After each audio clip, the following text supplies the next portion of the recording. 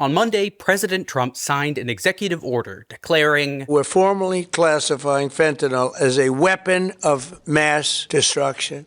Yes, fentanyl is now a weapon of mass destruction, famously a designation that completely, rightly, and honestly justifies an all-out assault on those who wield it. Today we're looking closer at this dangerous prescription, which could have long-lasting side effects, in this edition of the Unpopulist's Executive Watch Abuse of the Week.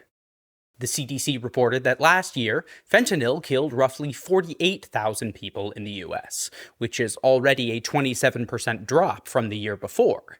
And overall drug overdose deaths in the US have been dropping since at least 2023, with 76,000 people having died in that period. While every death due to fentanyl and drug overdoses in general is obviously a tragedy, these inconsistencies show how harebrained and unjustified this escalation of the war on drugs is. This executive order comes as part of a wider militarization of the US war on drugs that includes military strikes on alleged drug-running boats and reclassifying cartels as terrorist organizations. In September, just after the very first boat strike, Vice President Vance posted on X that killing cartel members who poison our fellow citizens is the highest and best use of our military. In just 4 months, the administration has already killed 95 people via these airstrikes.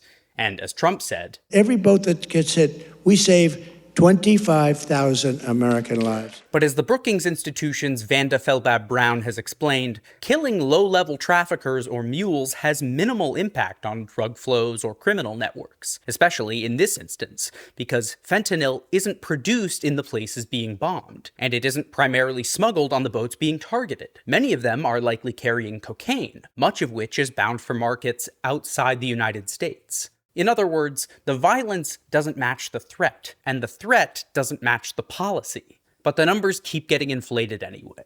Earlier this year, Attorney General Pam Bondi claimed that drug seizures in Trump's first 100 days had already saved... Are you ready for this, media? 258 million lives.